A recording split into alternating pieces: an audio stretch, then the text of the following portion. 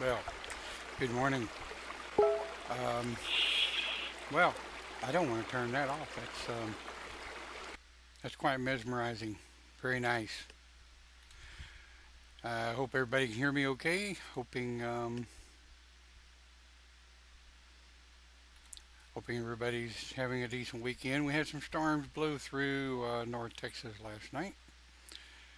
I hope everybody came through that all right. I know earlier during the week last week, Scotland and Ireland got hammered, especially Ireland, by a hurricane. Ireland doesn't get a whole lot of hurricanes. So we're hoping any of our viewers over in Scotland and Ireland came through that okay. Definitely. So hope everyone's doing all right. Our topic this morning, once again, brought up by my wonderful daughter. The topic is nature. Now, here's the thing. My purpose behind doing the broadcast on nature, as it were, I don't want to do another broadcast on how humans are destroying the planet. I don't want to come across with a bunch of conspiracy theorists, innuendo, and I want to come across nature through the eyes of a pagan.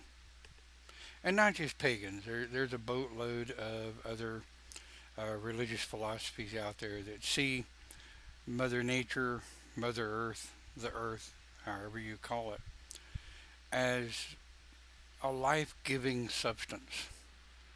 And sorry, I have an eyelash trying to get down in my eyeball. I want to come across like what is nature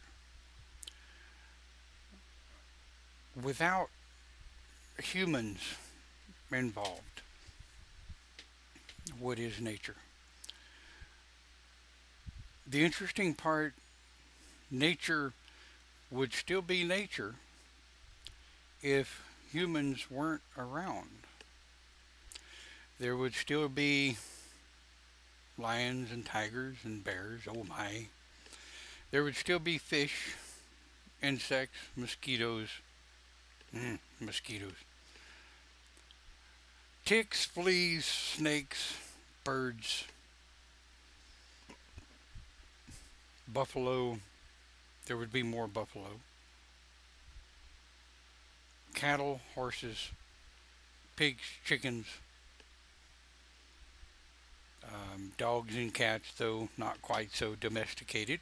But there would still be dogs and cats without humans. I had a conversation with somebody many, many years ago that started out their conversation with if humans weren't on Earth, there wouldn't be anything else. So I'm sitting looking at this individual, trying to keep my mouth from being wide ass open. I said, hey, how do you figure that? And he's like, well, humans are the cause for everything. Humans work with the breeding and they keep the earth going, and if it weren't for humans the earth would die. At that time I was smoking cigarettes. I seriously considered sitting back lighting about 5 cigarettes at once and blowing all the smoke in this guy's face and hoping it would suck the oxygen out and he would just go away. It is without earth that humans would not be, not the other way around. Nature nature is everything. Nature is a part of us. Water, like the little babbling creek that I had playing in the background. I stumbled onto YouTube this morning. I went over to TED Talks. I'm a real big fan of TED Talks, if you didn't already know, and typed in nature. And I came up with several thousand hits on nature. I wanted to get um, one of the TED Talk scientists about nature and kind of play their video as an intro into where we were going. I couldn't find one. All of the talks on nature were about biology. They were about.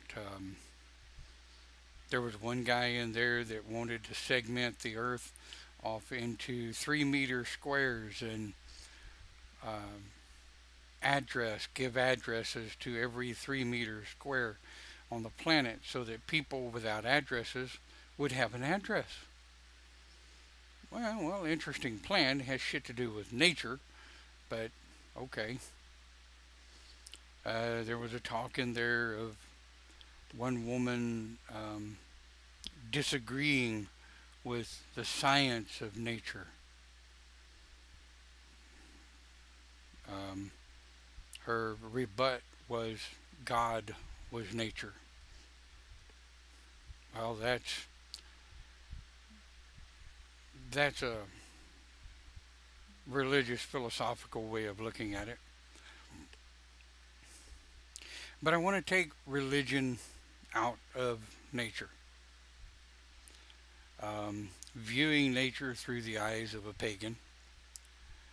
I've I was raised in nature. I was raised on a farm, a ranch, whatever you want to call it.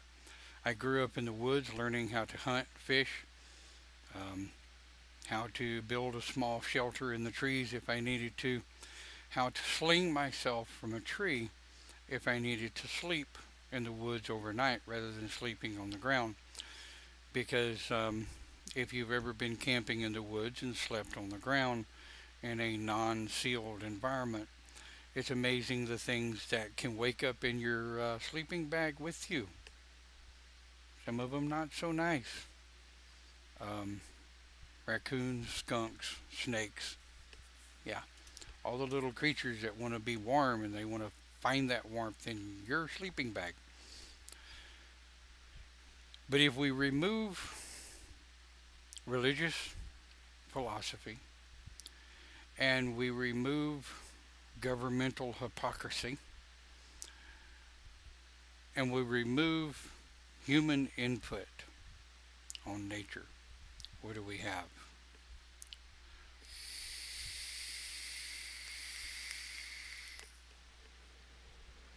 We have natural herbs. We have natural flowing water, um, oxygen. We have a complete and total self sustaining generator of life on Earth. Anybody that's ever studied um, perpetual power, where the power of a generator powers a battery, which powers the electric motor, which powers the generator, which powers the battery. And as long as that generator keeps generating power to the battery will keep feeding power to the electric motor. And you have a perpetual motion of never ending electricity. Well, Mother Earth, planet Earth, is this great big never ending perpetual motion of energy. She feeds herself, she waters herself, she cleanses herself with the storms, the hurricanes, the tornadoes, the rain, the wind. So all of this perpetual motion has been put into play millions, millions of years ago, and it is forever evolving. The only thing that ever stays the same on Earth is everything changes. Nature is a never ending, never evolving cycle. Things are created, evolved, however you want to look at it. Evolution in of itself is creationism because evolution creates things that weren't before. And we see that in our children. Our children are not us reborn. Our children are a creation of themselves and an evolution of the parents. Mother Earth is the same way. Plants, species, animals, things that originated in the waters slowly evolve into creatures that come on land. And these creatures that come on land, they procreate. And their offspring are closer to strictly land based creatures. They no longer have gills. They can no longer actually breathe underwater.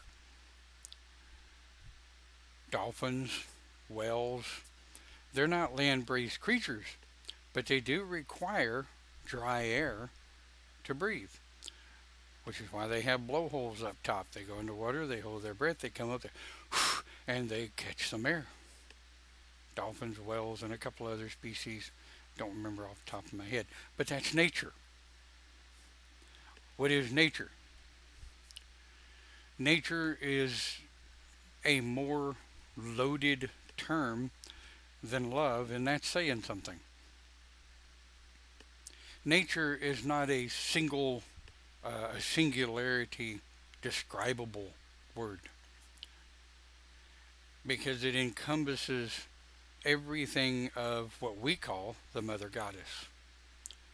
Like I say, plants, trees, water, oceans, sky. Without the sun, there would be no nature. It doesn't mean that without the sun, there wouldn't be a planet Earth. Planet Earth is at the core, at the base, a great big rock.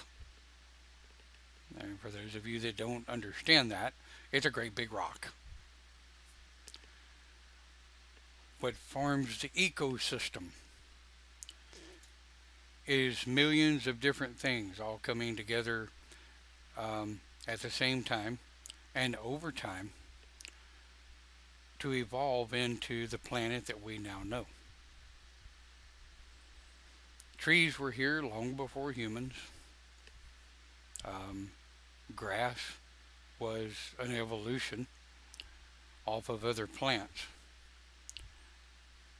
I don't remember exactly when grass, not the kind you smoke, but the kind you walk on. I researched it one time and I don't remember exactly during what period grass came around and started taking over. But grass was an evolved plant that came from something else. The evolutionary period of trees, never ending, never completely dying, but always growing. When a tree dies, it rots, it goes back to the mother, gives nutrients to the ground for other plants to evolve and to grow other trees. It fertilizes dead trees, fertilize other trees.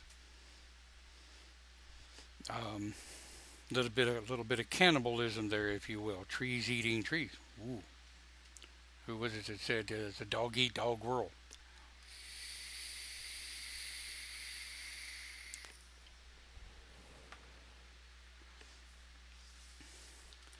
There's a million different topics that can spawn off of nature.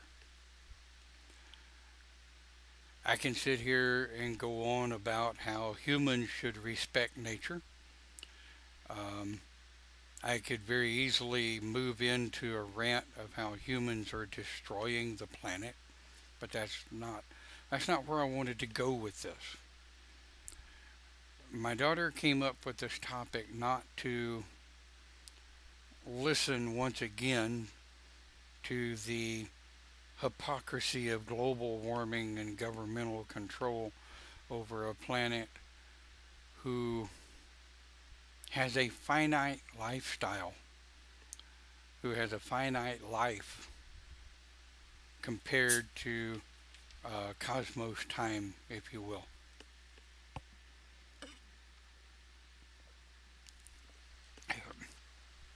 The ecosystem on Earth,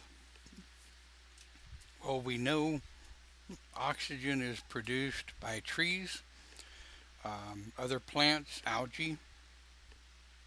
Algae breathes in carbon monoxide and other toxins and exhales oxygen.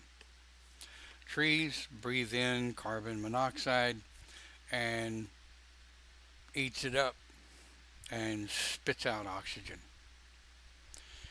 The oxygen helps to form an ecosystem. You get your different layers of brain dead. You get your different layers of the sky that work with the ecosystem on the planet. The waterfalls, and what's interesting is the waterfalls that you see, like I have here on my desktop wallpaper, those waterfalls put off water spray. Water is made of H2O, of course, hydrogen and oxygen. Well, when water spray comes in, it adds to the humidity, to the moisture in the air. The moisture in the air helps water the plants. Certain areas of the planet, of course, we know require different oxygen levels, different moisture levels according to their environment. Nature is not a single word with a single meaning. Nature is a all-encompassing word of every living thing on the planet that makes nature. It's, like I say, it's the air, it's the water, it's the dirt, it's the oxygen, the carbon monoxide that we breathe. Nature is everything. In case you think it appears that I'm stumbling a little bit with this conversation, it's because I am.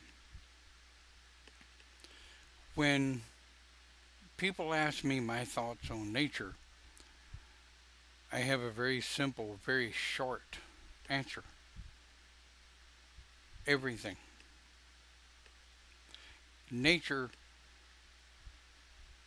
is fully capable of existing without the input of human beings. Human beings require nature to survive. If it were not for nature, human beings would not be able to survive on this planet at all. Humans talk about wanting to go to Mars, populate the moon, populate Mars, find other planets in the Goldilocks, the Goldilocks position of their sun, if you will. But the one thing that humans always talk about is they have to take nature with them. If you go to Mars, you're going to have to take pieces of nature with you. You're going to have an ecosystem. You're going to have a system with oxygen, hydrogen, carbon dioxide. You're going to have carbon dioxide scrubbers. You're going to have a way to produce water. If the planet already has water in it, on it somewhere, it's going to have to be filtered to be consumable by us poor little humans. We're going to have to grow our own food. Well, other planets don't have the types of meats that human needs to survive. Now, vegetarians would say we don't need meat to survive. Well, that's perfectly fine. You may think you don't need meat protein to survive, but you do. You cannot live on vegetables and greens alone. The human mind needs protein to evolve, to continue to evolve, to continue to grow and to be able to manifest in logical thought. But see, even all a part of that is nature. Every bit of that is nature because it's a part of the living ecosystem that makes a ongoing, forever changing, forever evolving ecosystem. Now, step back and say, but Don, what is nature? Well, I could Google it and see what the scientists say. I could look it up and see what other people say is nature. But I was asked to do a video, to do a broadcast, to do a church on nature. Sadly, doing a conversation on nature, unless other people are inputting and asking questions and this, that, and the other thing, is only about a 20-minute, 30-minute topic. Because nature, though for everything it is, the simplicity of nature is everything. It's everything that is everything on the planet is nature. Insects. Insects produce things that other animals live on. Those animals produce other things that other animals live on. And those animals produce other things that other animals live on. Something rather funny. There are very few creatures on this planet that are not a part of the food chain in some way, shape, form, or fashion.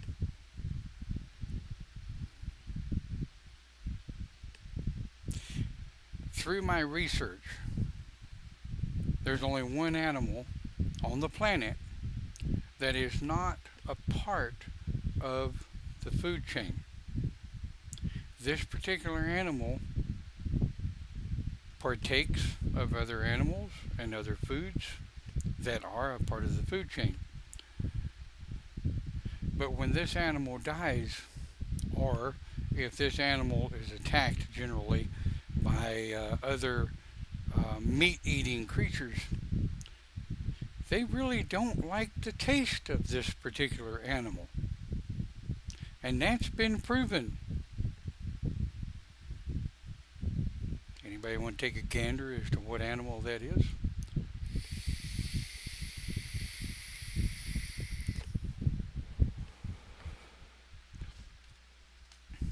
Humans. Human beings. Me. You. Every other human being on the planet. Wild animals do not like the flavor of human meat.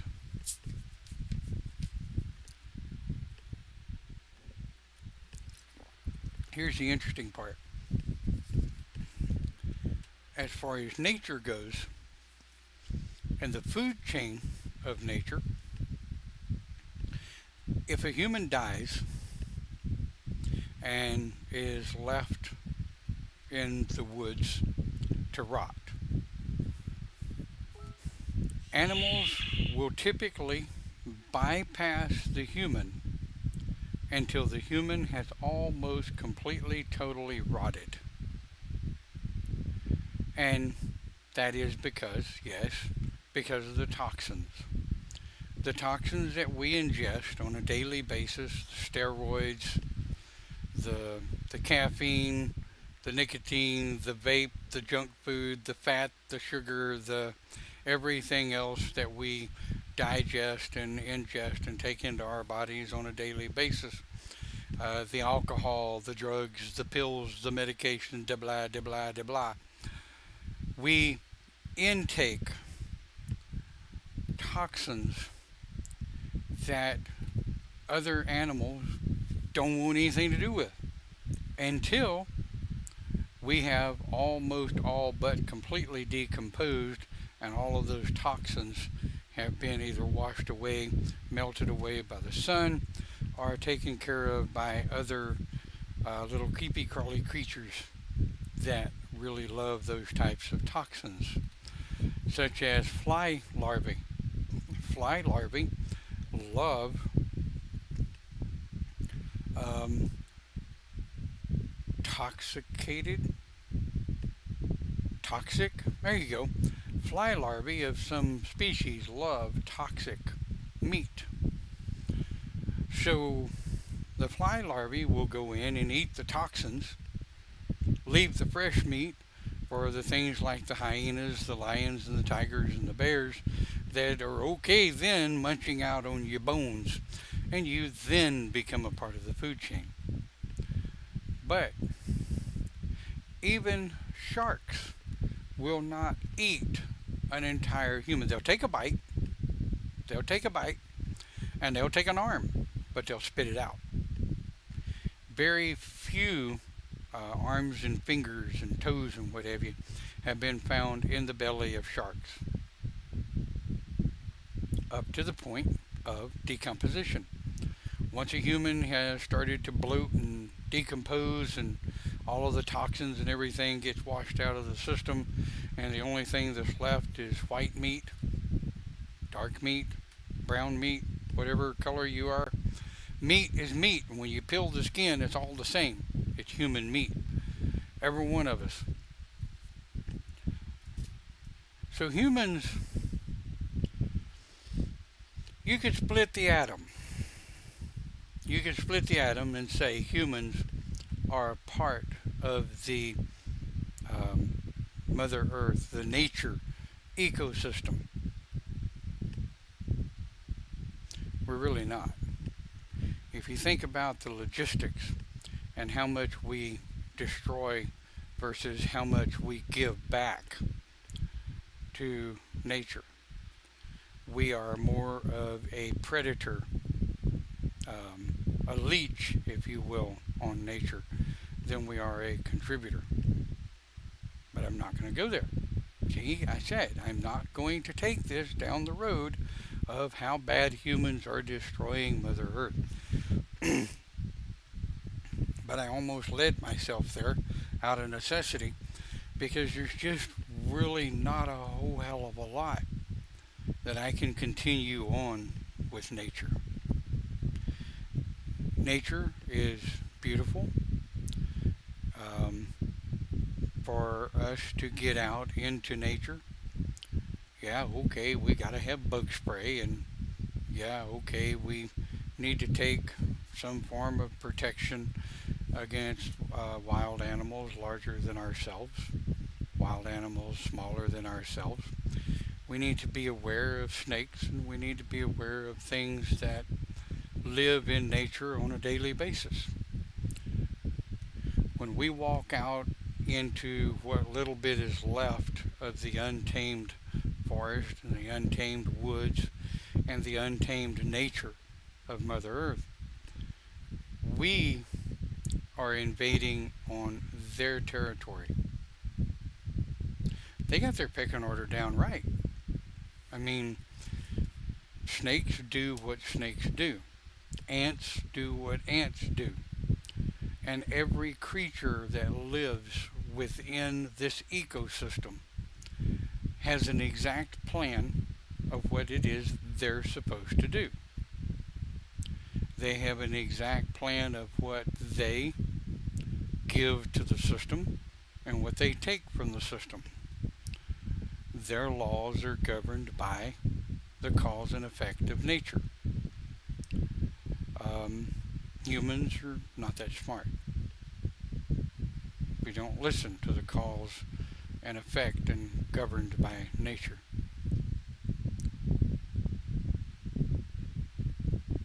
When we're talking about the ecosystem of the planet, though, and nature herself, she's going to rain, where she needs to rain, and that's going to change. The there are parts of the what we call the Sahara Desert where they have proven that there used to be great rivers that ran through parts of the Sahara Desert. Sahara Desert? Anyway, Sahara, tomato, whatever. But there are Middle Eastern cities that no longer exist because they used to have great rivers running through them. Where there's water, there's humans.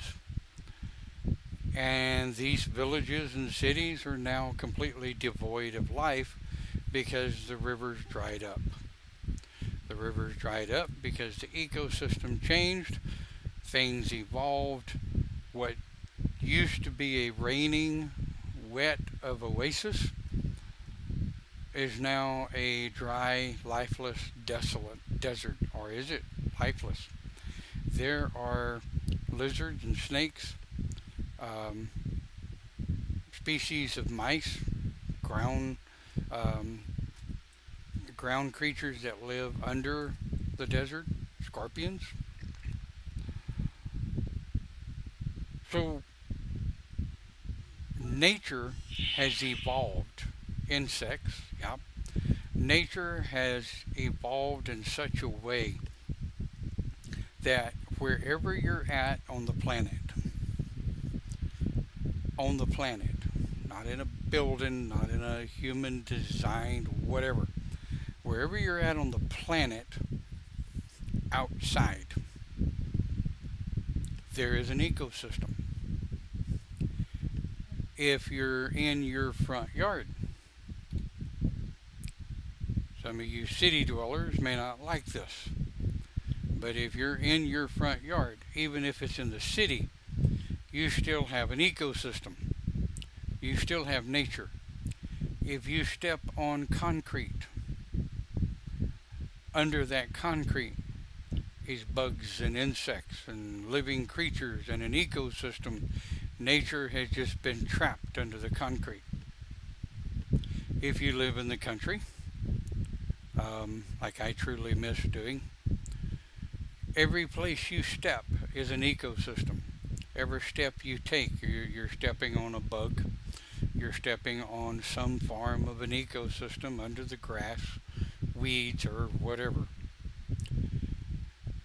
We will be moving in with my parents at the end of the year. They have an acre and a half.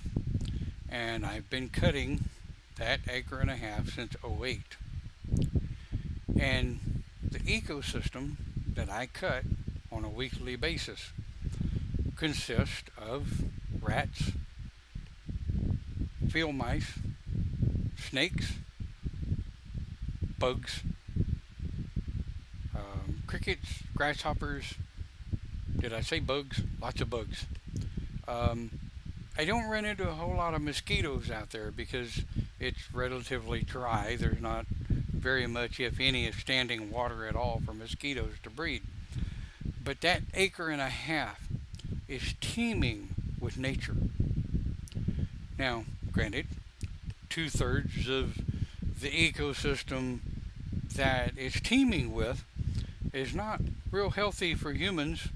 A rat bite can send you to your grave if you get the diseases that rats carry. Most of the snakes I've seen out there are king snakes, grass snakes, non-venomous snakes, and I try real hard not to run over them if I can see them, because the little boogers love to eat rats and mice. So I try to help that ecosystem, right? Because if we've got king snakes and grass snakes and what have you that are non-venomous, but they're eating the rodents that get into your food, really mess you up. But that's a part of the ecosystem. That's a part of nature. Damn. I don't know where to go from here. Morning, Clint. I really don't. There's not a whole lot else we can talk about nature. We've covered nature for what she is, the mother goddess. She's everything. Without her, we don't survive. Without humans, she would be perfectly fine.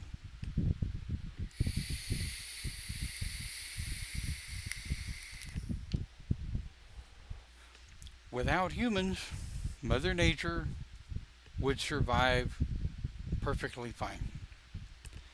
The ecosystem of Mother Nature was here um, millions of years before the first human ever stood upright and started making fires and building huts and deciding all of a sudden they needed shelter.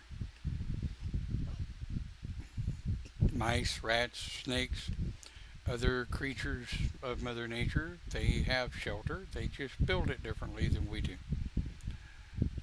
We don't do well with holes in the ground. We like our air conditioner, central air, central heat.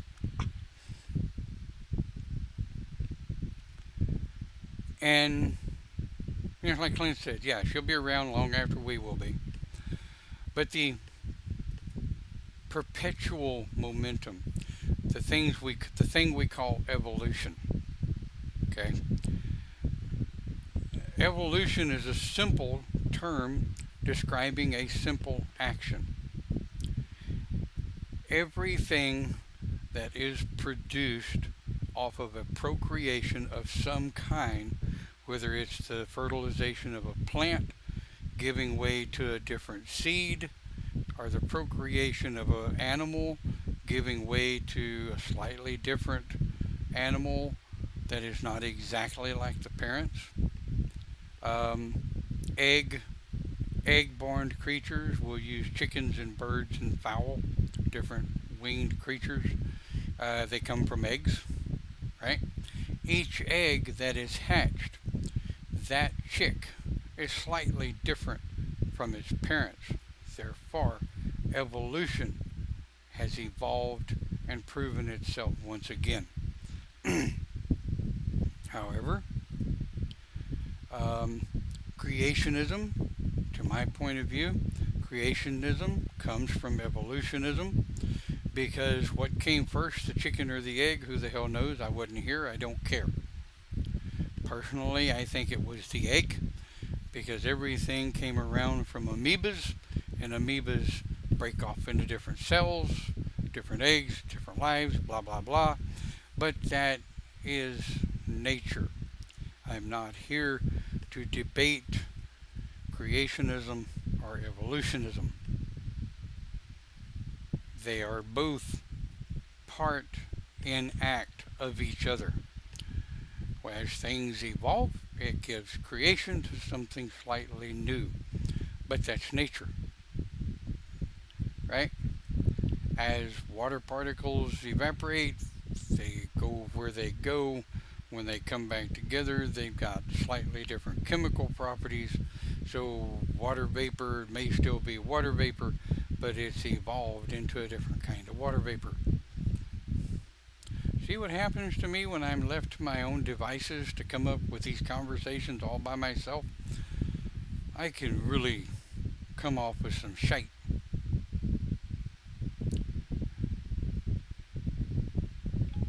Yes, and that's exactly what I was saying. Is everything changes each time there is a birth of a new thing, right? So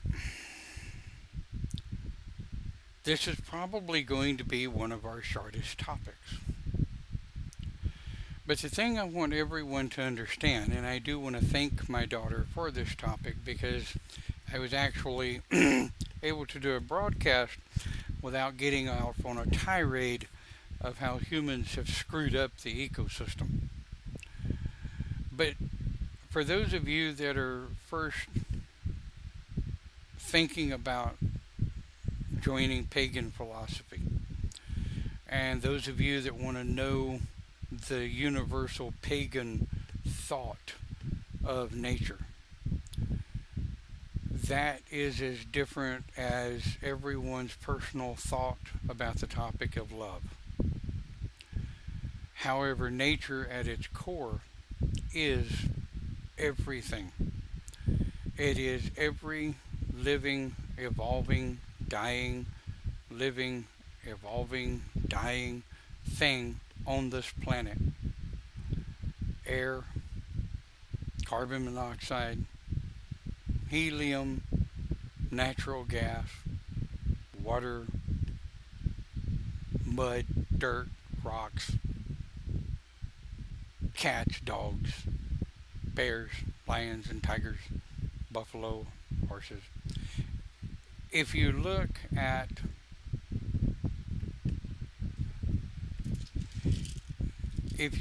this pill bottle full of screws, that's not nature. That's not nature. That is a man-made product to be able to continue to make man-made products.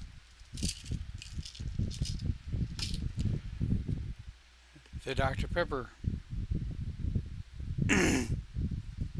which I need a drink of, by the way.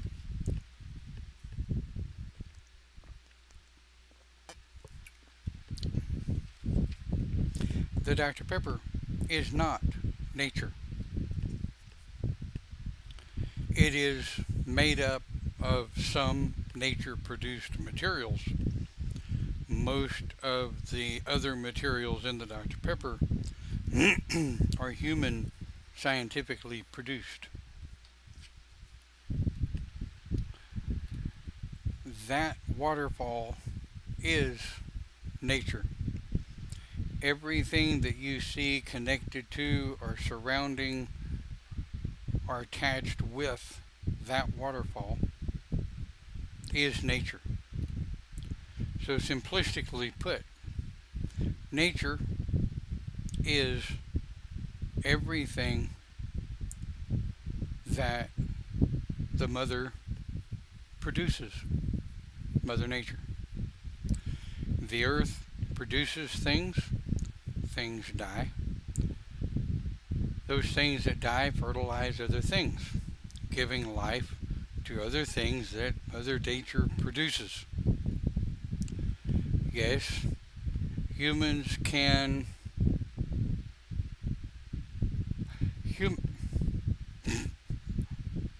humans can produce things that they add to Mother Nature that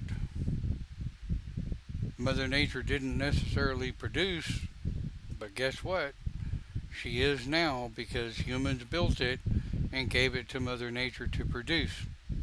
Corn, different types of corn, different types of grass, different types of marijuana, different types of trees,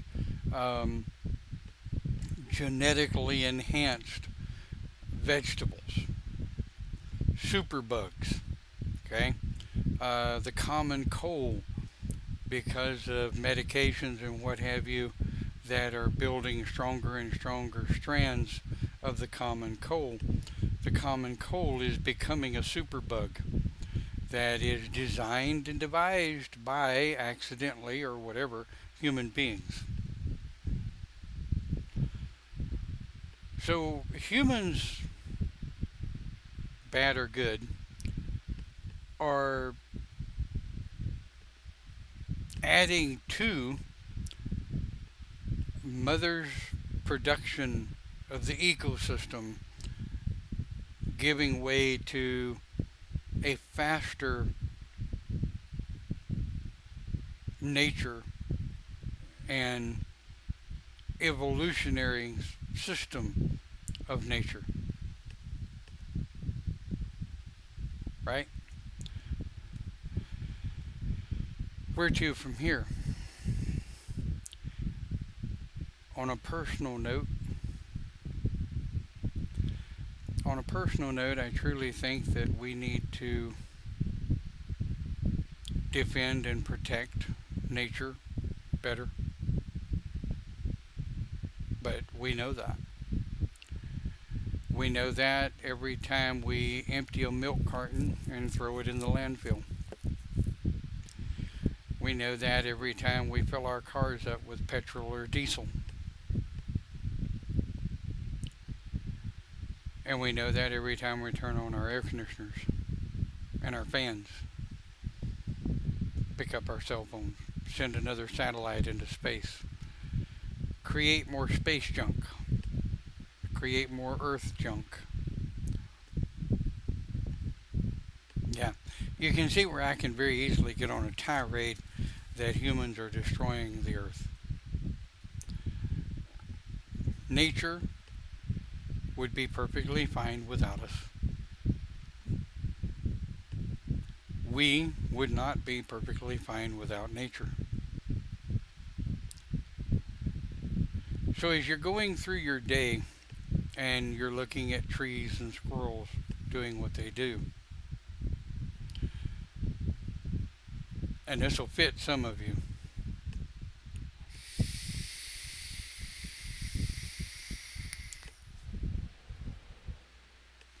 So if you take this personal, then it probably is meant for you. If you get mad at a bird because he shits on your car, don't take it out on the bird. Your car was in the place where the bird decided to shit. If you get mad at a tree because it drops a limb on your house, don't get mad at the tree because the tree is doing what the tree does. You built your house under a tree, or you allowed the house to grow, or you allowed the tree to grow by the house. If you get mad at a squirrel that shits on your head when you walk underneath it, you're the one that walked underneath the squirrel. Do not get mad at nature for nature doing what nature does. If you put yourself as a human being in the way of nature, she's going to run over your ass. Think about that. Next time a bird shits on your car, or shits on you as you walk out of your house because you allowed the bird to build the nest in your porch area, like I did once, twice. Won't happen again. So remember this. If a bird shits on you, it's not the bird's fault. If a tree drops a limb on your car, it's not the tree's fault. If a tree falls against your house, it's not the tree's fault.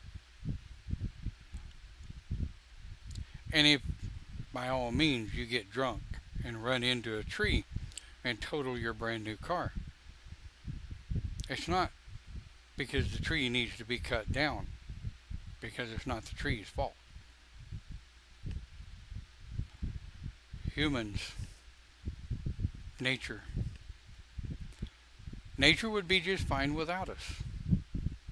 We, not so fine without Mother Nature. Take care of Mother Earth just as if she were, or better than you would, your parent or your mother. Take better care of the earth than you would your own mother. And definitely take care of your own mother better than you are taking care of Mother Earth. Short topic today. I'll give you your Sunday back. Hope you have a great day and a great week. Thank you for watching Open Pagan Church. We look forward to your comments as you watch our pre-recorded versions. And remember, we're not just on Facebook and YouTube. We are on Pinterest, we're on Reddit, we're on StumbleUpon, we're on Tumblr, we're on Twitter. We are we are all over the place. We're everywhere. Thank you for watching Open Pagan Church on this Sunday. We'll see you next time. Have a great week.